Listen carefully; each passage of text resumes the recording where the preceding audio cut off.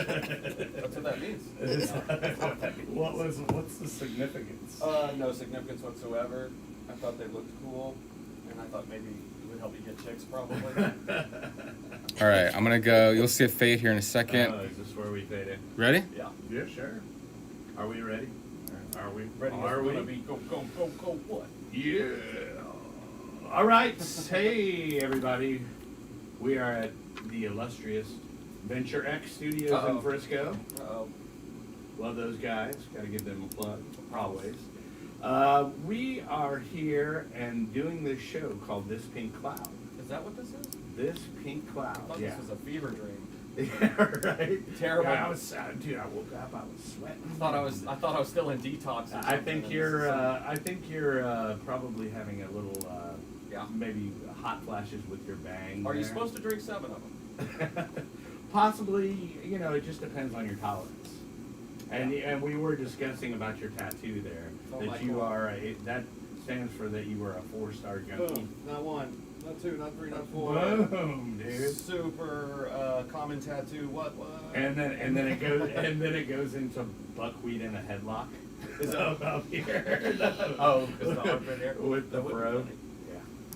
Yeah. Anyway, so we are season 2, episode 10. Yep. Episode 10. So we have not. We were off last week. Yeah, technically. Sort of, kind of, sort of. Yeah. So what's been going on besides? Let me compliment your wardrobe. You like these jeans? That is fascinating. Do you like my Coach sandals? I like how it highlights your package and everything. It looks good. No, I'm talking about your shirt. Oh, okay. So let's see. You want to see this? Yeah, let's see that. Let's get a good camera shot. So Ooh. now, Flex on it. there you go. Dude. Wait, show the star. Show the star. Oh. There you go. Oh, there you go. Some of Nice. that. No, not really. But yeah, these shirts are now out, kids. So if you go to Kelly Reverb or DJKellyReverb.com, one of these shirts can be yours. And Yeah. it actually says there is no magic pill for sobriety. See if we If can there get was, we would all take too many. See if we can get back And there. the pink cloud logo on the back. The one and only. And they are Hanes, but hey, is it comfortable? Yeah, man. It's Yeah. Hanes. It's a Hanes t-shirt. There you go. It's Now, well, there's a t-shirt snobs out there. And, What? well, you don't have a fella. They gotta be Come on, yeah. Ed They've Hardy gotta be a- t-shirts or They've got to something? be a certain thread count, and anyway. But it's a functional shirt. Might and I- it survived the wash. Might I go out on a limb and Yes. say, if you care about the thread count of your t-shirts, then there are other problems that we need to address. That's a whole other show. Yeah, that's a problem. Well, so anyway, we are a show, just in case you're tuning in, we are a show that is here to help you obtain and maintain sobriety. Yeah, right? and Right? maybe have some laughs and entertain along the way too, Exactly. if possible. So, plugs out of the we also have to plug our lovely sponsor, Summer Sky. Summer Sky, Stephenville, Texas. It is an inpatient treatment center for alcohol and drug abuse. Yes. And www.summersky.us is the website there. But yeah, good facility, very affordable. Where Kelly and I met. That's right. Many people we know have been through that facility. And many people have been back through that A facility. few have come back. You're allowed to go more than once if need be. Right. Everybody I'm needs. trying to keep it at one time. Hey. So, and speaking of that, I have made 8 months myself. Hey, I'm 8. creeping up on 9. Yeah. We are creeping there, but hey, Thank congrats you, on thank that, you, man. thank you, thank you, thank you. That's Thank- 8. No, that is thank you. that is 8 months longer than you should be. Yeah, then my previous record of 3 days. But yeah, it's funny you mentioned going back to Summer Sky or whatever. I mean, in all seriousness, though, this is it's one of those things where a lot of people don't get it on the first go round.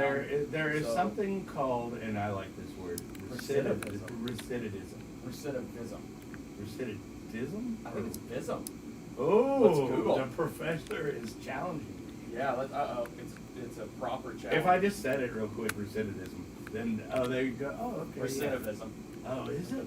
Yeah. Oh, man, I've been mispronouncing it this whole time. That's all right. That's what the professor's for. Well, there we go. That's my only skill. now I know. in life. Now I'm going to have that in my head and go, man, I've been saying it wrong all along. It's all right. I don't know how to spell restaurant, so. Well, there you go. So besides our day count, month count, Sure. all that stuff, in the off season of a week, I actually became an RSPS. It sounds made up. Yes. No, I'm just kidding. So explain to the folks what RSPS stands for. What does that mean? Well, basically, congratulations. I do know what it means, so congratulations. Thank We're you. creeping along the way, something I know you're really excited about. So tell Right. the folks what that means. So RSPS is, wait, hold on. No, I'm just kidding. No. Recovery Support Peer Specialist. Yes. So basically, it's like a recovery coach. We stay in our own lane. We help people out that are, newly sober or trying to get sober. Yep. So you basically have your 3 lanes. You have your counselor lane, which I am not. Mm-hmm. And then you have your sponsor lane if you choose to go the 12-step method. Mm-hmm. And then you have little old me. Mm-hmm. And, I basically will, give you resources and try to feel you out to, find out what the best path Yeah. for you to become sober, would be. And I mean, it's definitely, I would go, Nolan, I don't, yeah, exactly. Nolan, now, you seem to have a problem with that, right? And, Nah, man, I really don't want to. right. But, it's definitely, it's totally, completely different from being a counselor Sure. because I'm not giving them drug advice Yep. or anything like that. And then it's also no 12-step involved. Mhm. I mean, you can say, hey, you should talk. Refer if you- people to yeah, meetings and yeah, stuff yeah, like yeah, that. yeah. Take them to meetings. Even Right, in some yeah, cases. yeah, But of yeah, course. I know what you mean. You're not I'm teaching not someone their about the 12 sponsor. steps. I am not their sensei in that, arena, Well, if you will. from what I understand about the whole peer specialist is so there are facilities here in the DFW area and really all over probably the nation, but I know certainly in Texas, Mhm. there are a lot of state-sponsored facilities Right. that you can, when I say facilities, I mean inpatient treatment centers. Sure. And some outpatients too, but state-sponsored, so you can go to them for free. You don't have insurance and money. Right.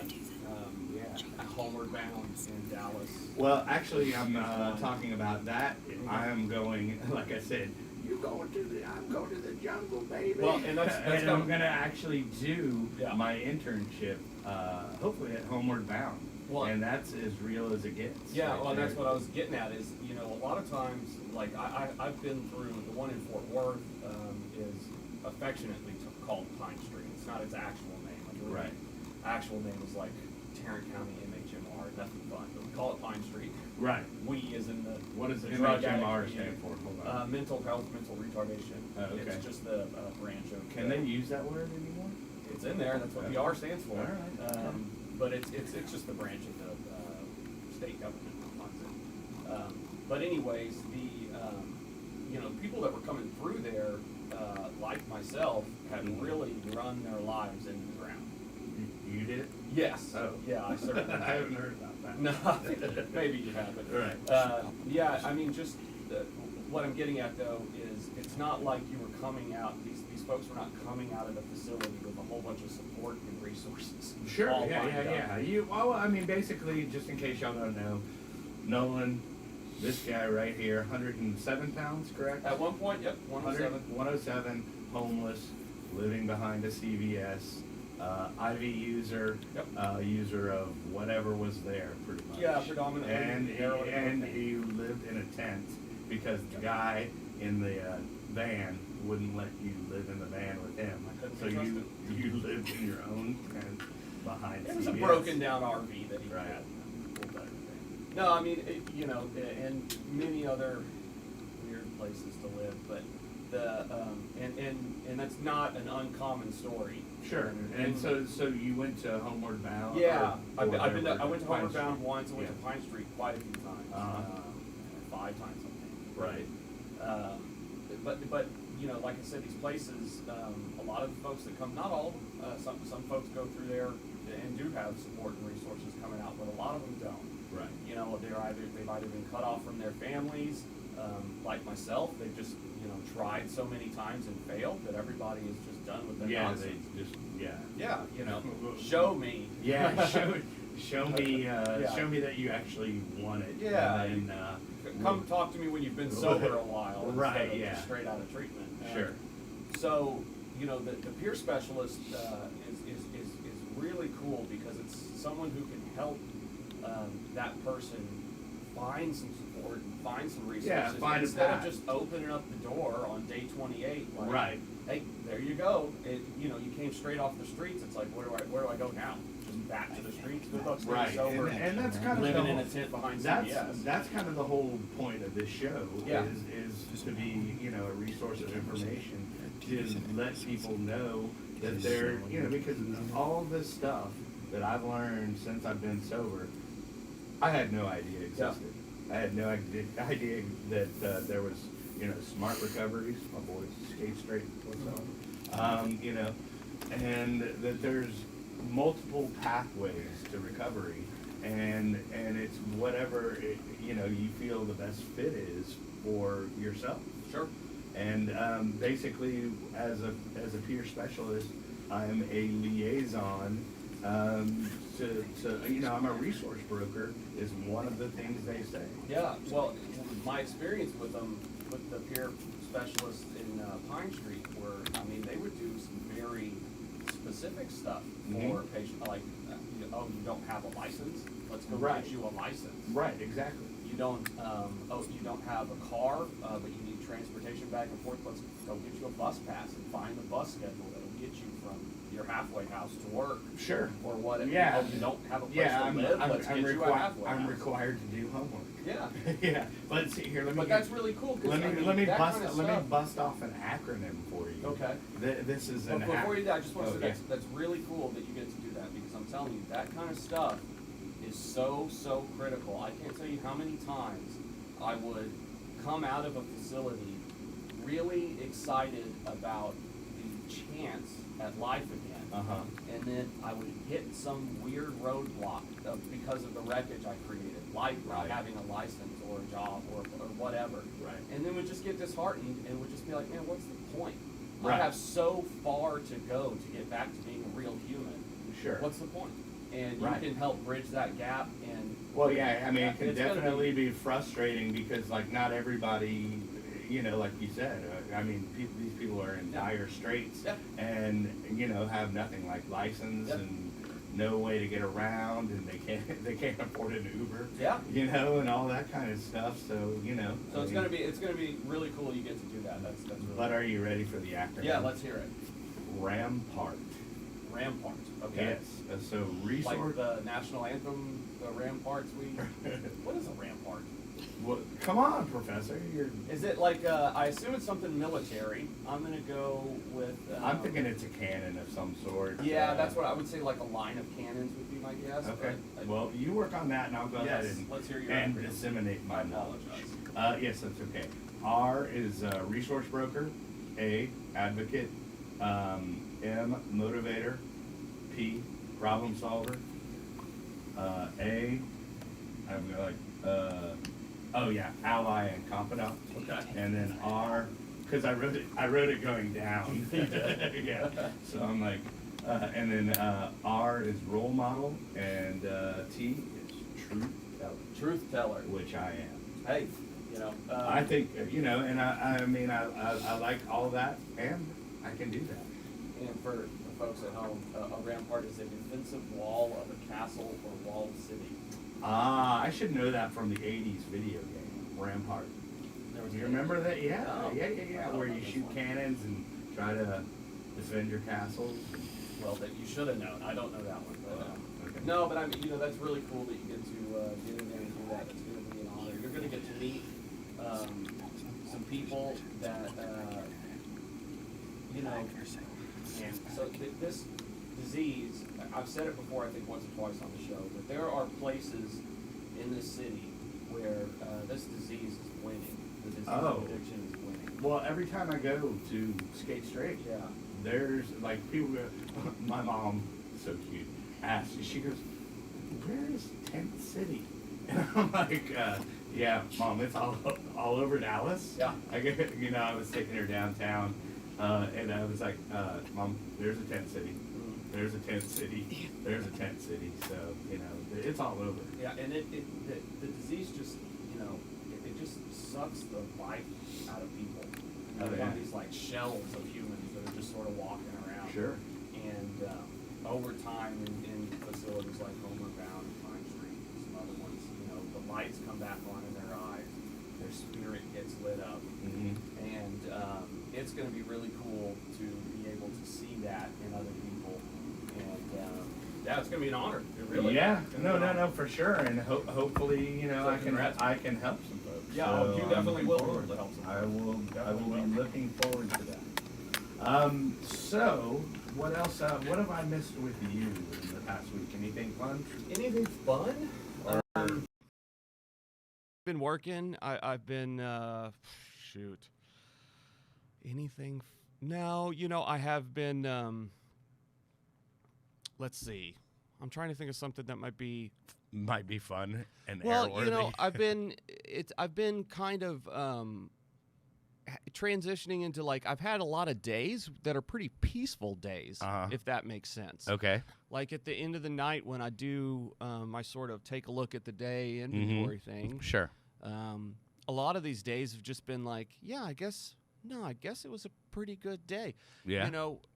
It's been for so long, it's been either all the way up here or all the way down there and a whole lot of this. Sure. And I'm kind of getting a little bit level. Even keel. A little if bit you even will. keel. Not All every right. day, but, it's they're becoming more regular days Right. like that, which is kind of nice. I'm trying to find some balance in the time that I spend in different places, and just trying to slow down a little bit. And anyways, that's been helpful. I guess that from a recovery standpoint, that's what I've been Right. working on a lot. And trying to get your stimulus check routed to the correct that's- bank account. That's never going to happen. That's never going to happen. Well, but that's a good point. Actually, that's kind of what I mean. So financially, coming into sobriety, I'm a ruin. Yeah, I'm sure. coming off of a divorce that has absolutely ruined me financially, which was of my own, fault. Right. I would rather it be me ruined than me and my wife and ex-wife and children. But Right. but yeah, it's ruined me financially, and I would let that get on top of me for days at a time, and just be so upset and angry and depressed about money for days at a time. And I'm getting to a point now where it just doesn't bother me. It's just going to be what it's going to be. Right. God's going to work that out for me in one way or another. And whatever way that does, it doesn't matter. My job is to just try and do the right thing as I see it, and the chips are going to fall where they fall. But yeah, that stimulus thing, that ain't going to happen. There's no way I'm getting that deal. The Right. IRS is impossible to They don't to work understand that y'all used to have a joint account Yeah. and now you don't, Yeah. and they don't get that. So No. maybe next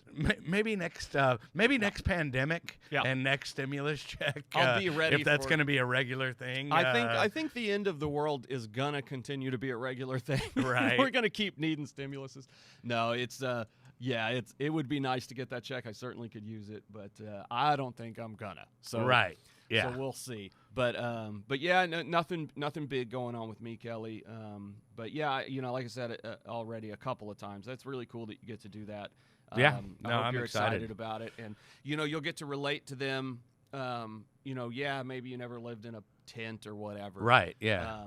But I mean, the thing is where I do relate is I know what it's like to be addicted. yeah, it's all and about the how, feelings, man. How crappy it was, man. It's all about the feelings. And something I learned a long time ago that is so true is that everybody's pain is relative.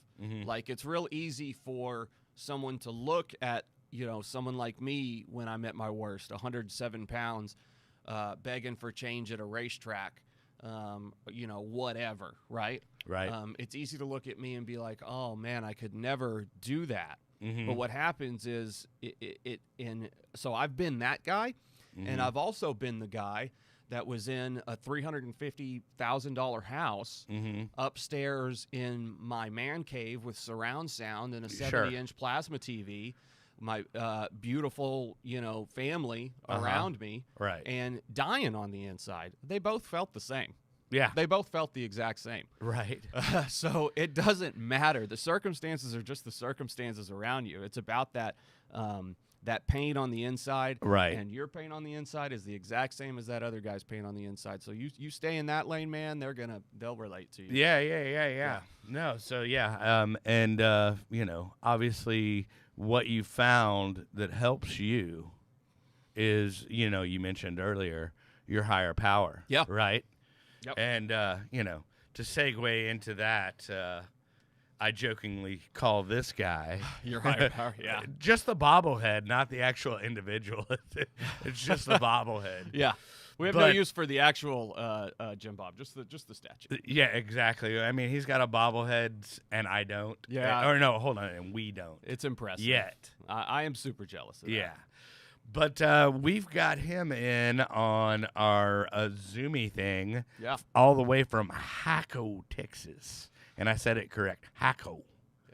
I used Hacko, to Texas. go on a road trip with a friend of mine when I was really young to a ranch out in Hamilton, and we would always pass through Hiko, and every time we'd pass through, we'd get the hiccups, and as a joke, we called it Hiko, the Hiccup Town. Nice. So that's my experience with Hiko. Well, and then I always thought, I was like, dude, that's a good name for a band. And Hiko. Jim Bob said, oh no, it's a good name for a dog. But Jim anyway, Bob, so this guy welcome. is one of my idols in sobriety. No, he really is. All right. Because I mean, he has a very intriguing story that we'll get to, but I mean the craziest part of it is the long-term sobriety that he had, and then just boom, right back in it, you know, and it's very intriguing. So, not to speak and tell your entire story, Jim Bob, you're looking very handsome today, sir. Good morning, guys. Yeah, good morning. Good morning. Good to see you. I was kind of thinking you might be in your full regalia, like your Texas flag shirt with the hat on. I tried to tone it down a little bit. Hey, you know. sometimes you gotta tone it down. I didn't want the ego taking over this morning. That's hard to do. Right, and then if you can't really tell by this, he looks like this little old sweet man, and he's like, what, 6'5", and like just can bench press the desk, and he said no. I was surprised by his stature when I met him. Yeah, physically. I definitely didn't. After being in so many Zoom meetings with you, I didn't see 6'5" coming at me. So, right? Yeah, big fella. Well, 6'5" is a little stretch, guys. Is it? Maybe 6'3". 6'3"? Okay. Well, 6'5" with the hat on. Yeah, that's true. The hat adds a couple. Right. Yeah, with the hat. So we've brought you up several times because of the bobblehead. I guess let's. Why don't you introduce yourself to the folks? Give us a little background on how how it started and how you wound up to that magical day in Australia. Yeah. Well, I mean, I was. I don't have anything exciting. I'm just a garden variety drunk, But I started. I probably started at about 11 years of age. I always like to tell everybody I waited as long as I could before I started. Yeah, 11. Yeah, right. I needed a drink before I took one. That's for sure. Yeah. I mean, honestly, the first time I ever drank, I knew I liked it, and of course, by the time I was in high school, I was an everyday drinker, and it just continued to get worse and worse. Now, did you grow up there in Hiko? No. I actually I grew up in the Texas Panhandle in a community about half the size of Hiko, a little town called Happy, Texas. Okay. Yeah, I know where you're at. I got family out in La Mesa. Yeah, Yeah. yeah. We're north of Lamesa. Yeah. We're kind of snuggled in there between Lubbock and Amarillo. Mhm. So Flatlander. That's what I am. I'm a Flatlander. Yeah, that is some flat land out there. Yeah. You can watch your dog run away for 3 weeks, man. I like that. Yeah. So, but and I grew up on a farm and ranch, and I lost my dad at a real young age when I was 11. I certainly don't think that that's what caused me to become an alcoholic. I think I probably always was an alcoholic, but I just didn't know it until I took that first drink. Now that I've had a chance to look back at it, but by the time I was in high school, I was an everyday drinker. Typical alcoholic story. I drank my way out of college, drank my way out of a few good jobs, drank and drugged. Alcohol is my drug of choice, but anything that I could ingest through my mouth or up my nose, I've done it. Yeah. But I always went back. What I found out was that the cocaine and the crank and the meth and all that stuff, that just allowed me to drink longer. Yeah. Exactly. Well, that's why you take trucker speed and all that good Yeah. stuff. Yeah. Yeah. Yeah, I mean, you can party So you 2 can or 3 days a so you can ingest well, more. and one thing I always, I heard someone say it once, and I really related to it. I mean, I'm IV heroin addict. I anything I would say I'm an addict towards, but I often go just straight to alcoholism because it didn't matter. There were times in my life where I had a cocaine problem. There's times in my life where I was smoking too much marijuana. There's times in my life where I was taking hallucinogens. I've had heroin, pills, whatever. But in all of those times, alcohol was always on the table.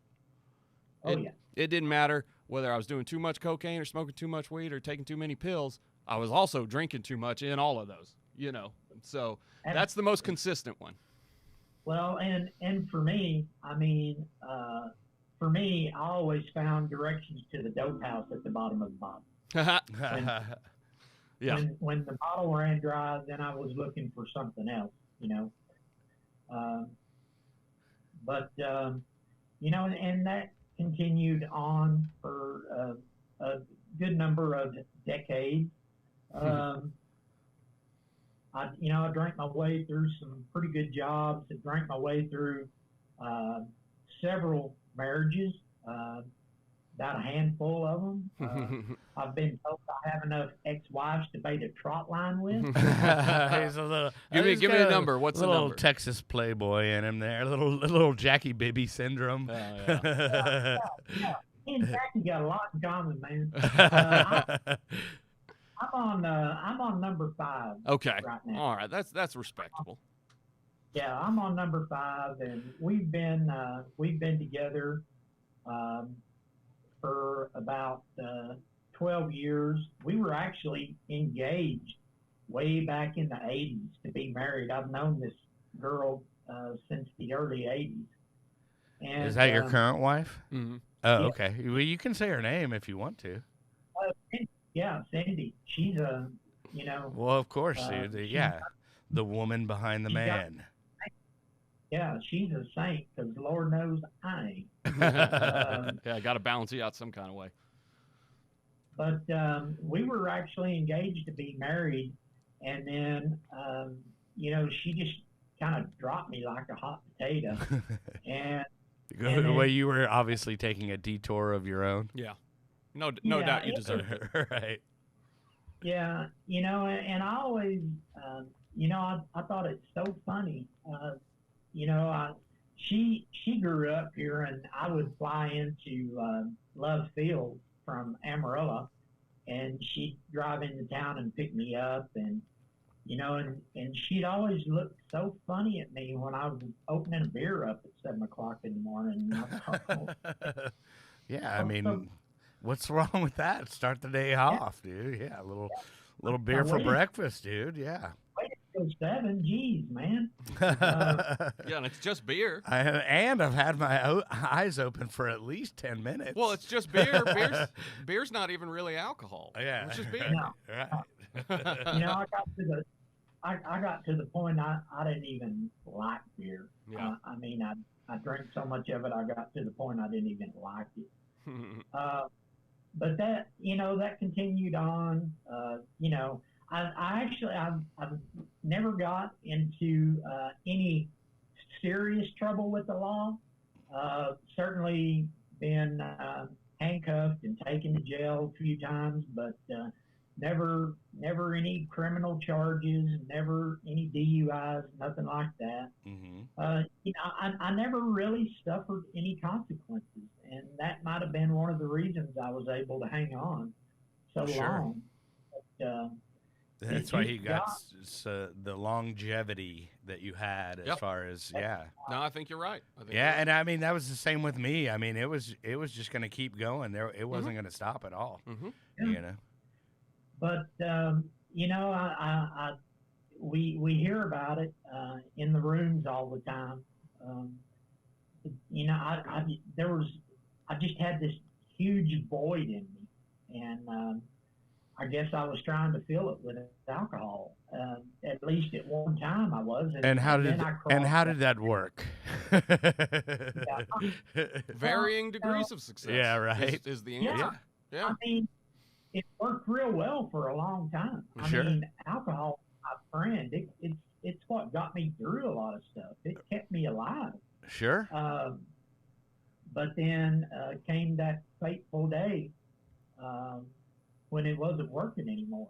And, you know, I like to call it the gift of desperation, you know. Right. I was just, I remember I always kept plenty of vodka on hand, always had plenty. And I mean, my typical routine was I would wake up about 4 o'clock in the morning with the shakes and the cold sweats and everything. And I'd get up and sit on the side of the bed, and as long as I was sitting down, I was okay. But as soon as I stood up, that gut would start rumbling. I'd get the dry heaves. I'd go out in my backyard and dry heave for about 10 or 15 minutes. Then I'd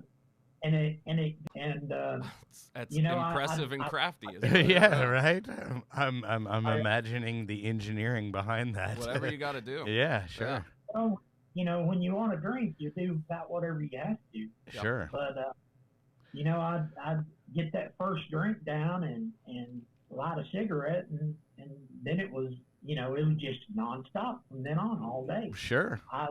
You know, I was I always said it was like Bill Murray in Groundhog Day. Yeah, exactly. Well, and that's you shared a story with me one time where you would one of those times when you weren't prepared with the vodka that you would go back out to the trash and then dig for the bottles. Oh, well, shoot, there's still some left. You know, just try to get a little bit, you know, out of the bottom. Yeah. Yeah, I mean, and I used to, when I lived over in Granbury, I had a real good friend that had he ran a beer joint out in Fort Springs, and me and him became pretty good friends. We used to go up and to the north side in Fort Worth and party every once in a while. But Did you ever run into Nolan? I doubt it. We'll have to talk some more. I'm surprised I didn't run into Nolan at Pine Street a few times. We'll talk about that. Yeah, Maybe right. we did too. I was in a bit of a daze. Yeah, no. I hear Nolan like once when he comes in fresh meat style, he's a little quiet. Yeah. Not in a talkative mood. No, you know, I just woke up. I woke up one morning and at, you know, the usual time, about 4 a.m., and I had a full liter of vodka. And I thought, you know, I looked at it and I said, okay, I'm good. You know, liquor store opens at 10. I'll be all right. And I don't know what was going on, man, but I mean, that liter of vodka was gone by about 7 a.m. Wow. It was gone, and I was just, I mean, in a panic. Y'all know what that obsession is like. Yeah. Oh yeah. Yeah. When an alcoholic doesn't have anything to drink, man, It's life problems. goes- Yeah. Yeah. Well, it's And- actually a health risk too. You know, like Yeah. a warning to those people that try to do it on your own. If you're to that level, don't do it on your own. No, I mean I know exactly what you're describing. Yeah. Though. It's one of those days where I can't get enough in me to satisfy the obsession, to turn it off. Like at a certain point, you know, you get enough in you to turn it off, and you're like, all right, we're good, and then you go do whatever you need to do. Sure. But yeah, you just can't hit that mark. It's one of my favorite passages in the Big Book, and it's in chapter A Vision for You. And I could open it up and read it verbatim, but it basically says, there will come a day when you cannot imagine your life with or without alcohol. Yeah. And it says at that time you will be at the jumping off point. You will wish for the end. You will know loneliness like you've never known it before. Yeah. Something to that effect. It was close enough.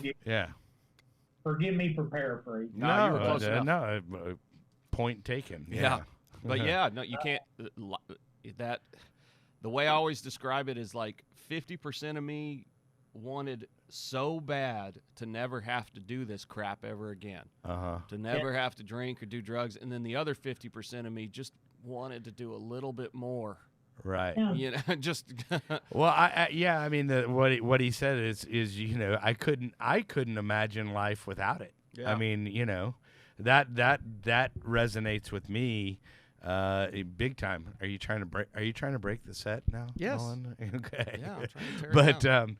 But yeah, that resonates with me huge because I honestly had no idea how I was going to make it 5 days, much less 30 days, much less who are all these people that are sober? How do they even make it 6 months? I mean, how can I make it past a week? When I would go into meetings, Alcoholics Anonymous meetings, and see people that had been sober long periods of time, Right. I was like, A, you didn't do it like I did it. Right. That you didn't do it like I did it. Maybe you drank a little bit too much or something, and you know your wife told you need to slow, and then you came to AA. That's cute.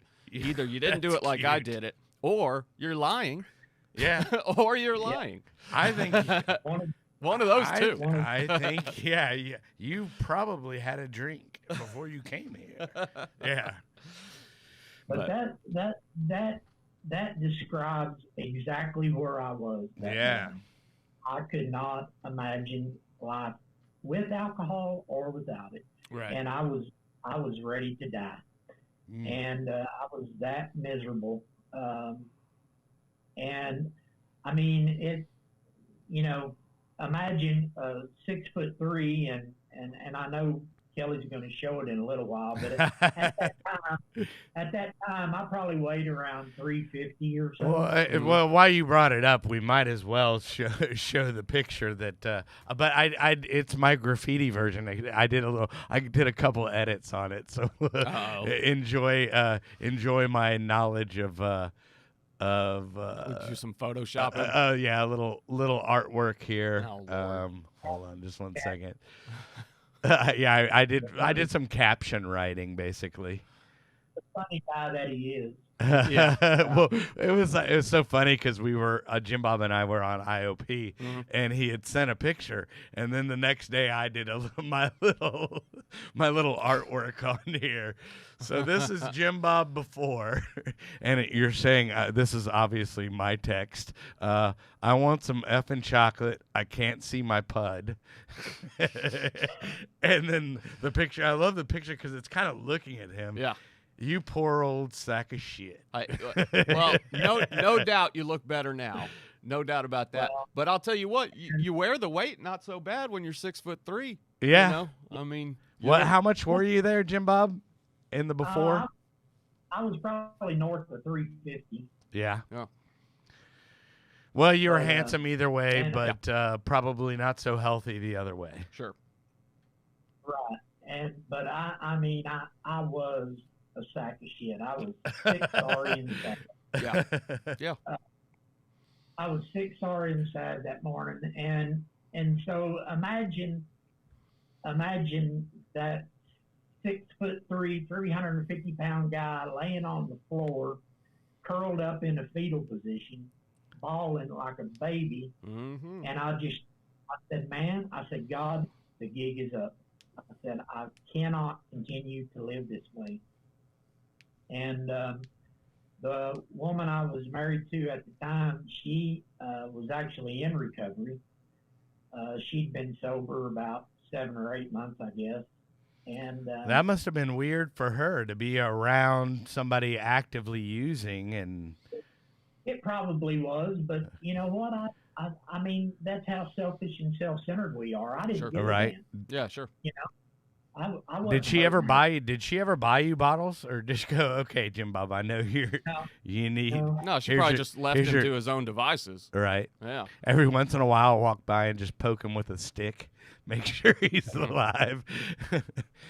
Anyway, we called around and you know, I said I got to do something. I can't continue. And Uh-huh. so we called around and finally found a place that would take my insurance, and it not Summer Sky this time, but Hughley over in Burleson. Yeah. Uh, That's where my daughter was born. I went over there, and I was so relieved when they told me they had room for me. I was so relieved, and of course, by this time it's about 10 o'clock in the morning, and I was so relieved. I thought, you know, maybe I should just have one more drink. You know. Mm-hmm. Well, yeah. So I did. I went to the liquor store and bought another bottle, and we sat out in the parking lot of the emergency room over in Burleson while I finished it off. And anyway, I went through detox there. Spent about I don't know 6 or 7 days in detox, and then they let me loose, and you know, they actually had us locked in. We could not get outside of the building at all. Yeah, that's how they used to do it. Yeah. And when my wife came to pick me up, the nurse, you know, escorted me to the door. She unlocked it and let me out. And then she shut the door, and I heard that click, that lock click. And that was the scariest damn sound I'd ever heard in my life. You're like, oh crap, no more alcohol. was that the fear that came across you? Oh. Yeah. Oh crap, I can't get to my bottle. No, it's the other way And- around when they let him go. Oh, That's what it sounded I got you. Sorry. And they let me go. I was Ah. crap. I'm back out in the real world Oh, now. I can get to my bottle. Mhm. Gotcha. And so anyway, I went home and stayed in bed for about 4 or 5 days. I mean, I'd get up to go to the bathroom, maybe try to get something to eat, and that was it. Yeah. And Afraid to one leave. day Afraid of what you might do. yeah.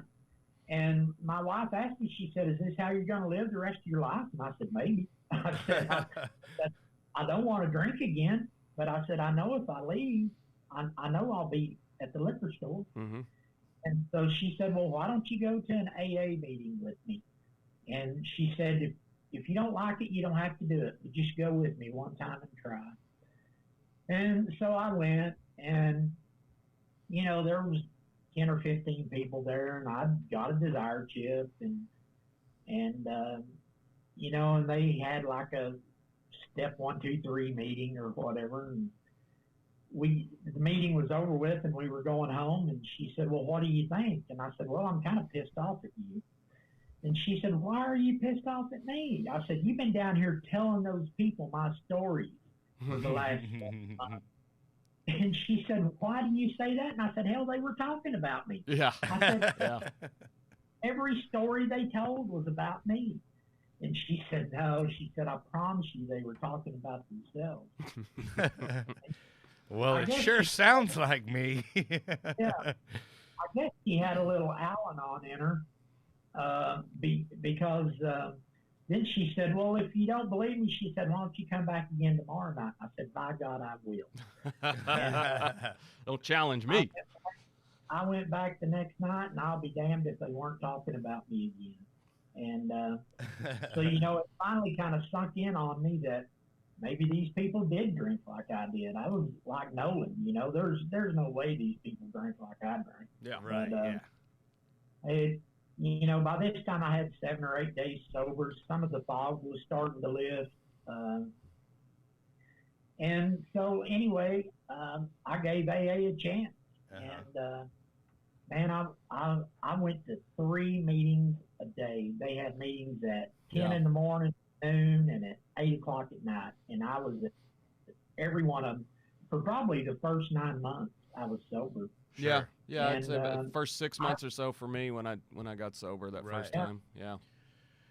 And I mean, I fell in love. I fell in love with sobriety.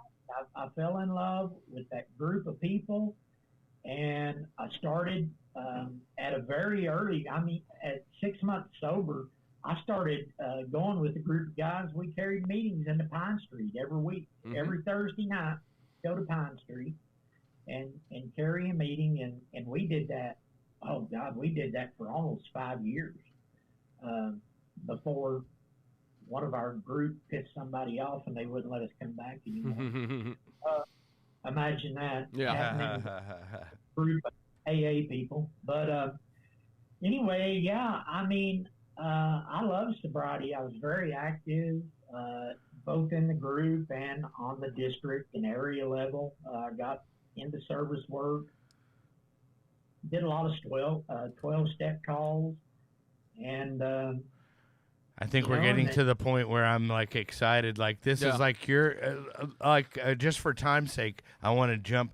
But you were 10 minutes. You were sober for what, like 10 years after this? So like you went to detox and you went to AA and got clean and started.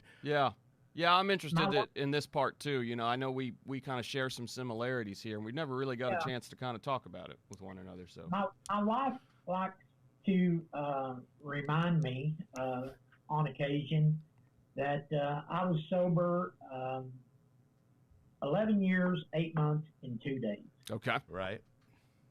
And but you know, I remember the night that I picked up my 10-year chip, and we talked about it in IOP one night. But, you know, I was standing behind the podium looking at that 10-year chip, and I didn't say it out loud, but I thought to myself, man, I'll never drink again. I got to. Right. Yeah. And, you know, and in reality, that's probably when the relapse started then. Yeah. Right. I thought I had it under control, you know, instead of going. And at this time in my recovery, I'm doing like 4 or 5 meetings a week. I'm not going every day, but I'm doing at least 4, sometimes 5 meetings a week. That's a good program. Right. Very active. Got a sponsor, you know. It's a good program. 2 or 3 times a week. Great spiritual life. Praying twice a day, you know, at least. And, you know, all those things just started to slip away from me. Yeah. The next thing I knew, I was only going on birthday night, you know. Maybe 1 meeting a week, maybe 1 meeting a month, you know. Calling my sponsor maybe once a week, maybe once a month, you know. So you're basically saying like that the vigilance just backed off and you let your guard down. And then basically, you know, I don't mean to tell your story for you, but you're in a hotel room in Australia, panoramic view, right? So working a big money job, and what's going? Oh, go ahead. Well, Nolan. I was just going to say, so at that point that Kelly's talking about, when you get there, what are you doing, if anything, for recovery? Are you still doing anything? No. At that point, it's nothing. Not even prayer. Not even point, speaking with God, or absolutely nothing. No meetings. I mean, I'm probably Jim Bob is back driving the bus. Yeah. Oh yeah, self-will run right. Yeah. Plus, there were, I talked to Kelly a little bit about this yesterday. I won't go into it, but there was a lot of stuff going on at my job at that time. I had gotten a big promotion. I was, I mean, in my world, I was known internationally. I traveled to Canada and spoke. I traveled to Australia and spoke. Well, hell, dude, you had a bobblehead made of you. Fair enough. Yeah, and I had a bobblehead made of it. Yeah. I mean, what more can you help? I don't need AA. I got this deal. Yeah. And, I was sitting in that big condo on the beach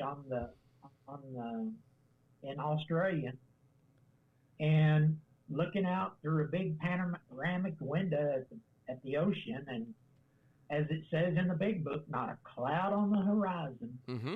And I wasn't even thinking about drinking, but I went to go fix me a glass of ice water, and I opened up the freezer, and there was another couple sharing this.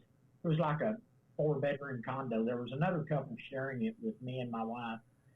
And I went and opened up the freezer, and there was a bottle of vodka in that freezer. And I looked at it, and I thought, man, I know where that will take me. I know what that will do for me. That'll fix all this anger and crap that I've got going on.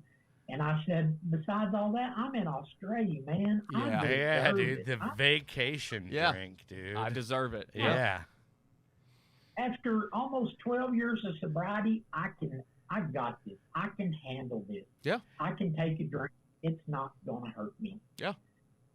I took a drink.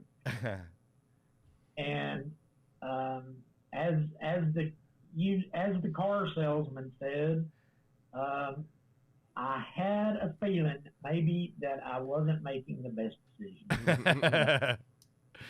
A little buyer's remorse, perhaps. Just a little feeling there, but yeah, you just push it aside. This is kind of later on in the evening, maybe 4 or 5 o'clock in the evening. And how many drinks in? Well, I just had that one drink right then. Uh-huh. And then a bunch of us went out that night, and of course we were Well, yeah, you might as well have a few if you're out with friends, right? Yeah, I ordered a drink, and I think I actually ended up that night I had 2 drinks. I just kind of nursed them along, and I said, see? No big deal. I've made such a big deal out of this. Yeah. Yep. A couple of drinks tonight, no big deal. All right. And the next night we went out, and I mean, I got hammered. I got drunk. And walking back to the hotel, I stopped at a liquor store, bought a half gallon, and the next morning I was up at 4 o'clock, and I was right back where I. Wow, that's fast. That's fast. Yeah, that's right faster than it took me. No, but I mean, it's just amazing to me that if you're not, and that's the kind of thing that it's kind of scared straight for me. I'm like, man, if this can happen to Jim Bob after 10 years or 11 years, X amount of months, then man, absolutely, it can happen to me. Yeah, I couldn't pinpoint what it was like on my end. I know you're talking about like the idea of I got this. I know that was definitely there for me. I love the Nolan always says, well, I'm a grown man, and if I want to drink, I want to drink after work, I can have a drink. That was the thought. Yeah. I mean, I had, when you talked about your promotion, I just started thinking to myself, I think that was a lot of it for me too. I had arrived. I had been this friggin' street kid, and AA had nursed me back to health, and I had stayed sober, and I had done what I'm supposed to do, and I had taken care of business, and now I got a family and a mortgage and a career. I've earned it. I'm doing what I'm supposed to be doing, and if I want to have some beers at the end of the day, that's a normal thing that people do. This is not. I'm not trying to put, It just so happens. I'm not trying to clear the bank account. It just out so with happens cocaine. that none of us here are normal people. Yeah. But yeah, I managed We're what to they hang call on. alcoholics. I managed to hang on and drink regularly, like a regular person, for maybe 2 months. Yeah. You were 2 days. I hung on for about 2 months. Right. I was 2 days, man. I was right back Yeah. in the thick of it in Yeah. 2 days, and I stayed pretty drunk for 2, maybe 3 months, but I was finishing up. I had gone back to college. I was finishing up my degree. I was supposed to graduate in December. This was like in August when I went back, when I took my first drink. And so I don't know, it was probably about mid-November. I thought, I can't do this. I've got to buckle down, finish out my degree plan, and graduate. And I was scheduled to run a half marathon in Houston. So I started going back to AA, and got me a sponsor, and got through and actually did a 4-step and a 5th step with this sponsor, and said, what do I need to do now? And this guy, he said, Jim Bob, he said, I've been going to meetings with you for 11 years. You know what to do, Right. So, I mean, I'm not blaming that sponsor or nothing, but I don't know, guys. Maybe I just wasn't done. I don't know. Who Right. knows? Yeah, well, who knows why we go back, but the thing is it does happen. And Jim Bob, I don't mean to cut you off, but we are at the end of our hour. Yeah. And I really do appreciate you sharing your story, and I find that compelling that somebody can be sober that long. And I'm just like, I would be in my mind, oh, well, yeah, okay. And that's why I don't understand, like, when I go, to one of the meetings, it's like, I'm sober 26 years. I'm like, well, why the hell are you at a meeting, dude? You know what I mean? And I mean, there's something to be said for practicing and keeping active in your sobriety, because guess what?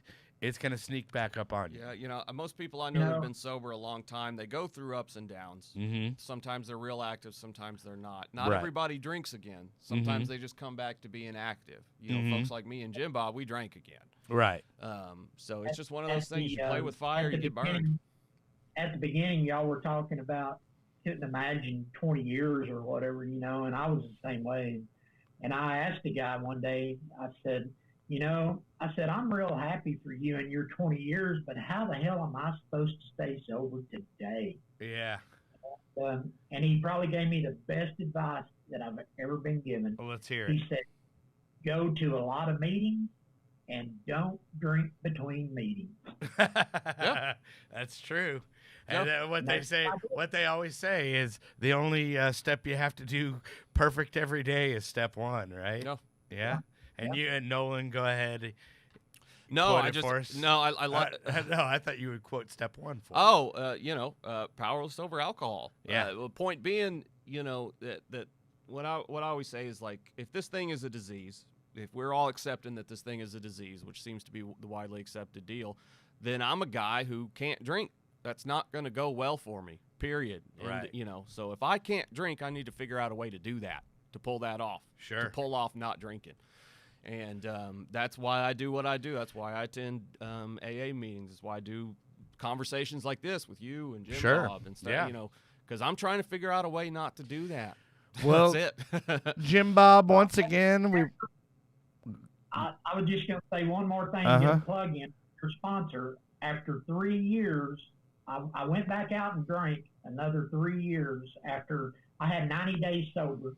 And then I went back out and stayed drunk for 3 years. And that's how I gained to know y'all. The lovely summer sky. And I didn't attend with y'all, but we do IOP together. So I'm really grateful to have gotten to know you guys. Well, Yeah, likewise. you too, Jim Bob. We would have hung with you, definitely. You would have been in the crew. Yeah. on the I'm inside. sure our paths will cross again in Stephenville here pretty soon. Yeah, for sure. Yeah. Oh yeah, tell them out. Yeah, tell them out in Stephenville hello today, and they'll be excited to actually instead of Big Book study, it's Jim Bob study. Yeah. Do it. But thanks again, Jim Bob.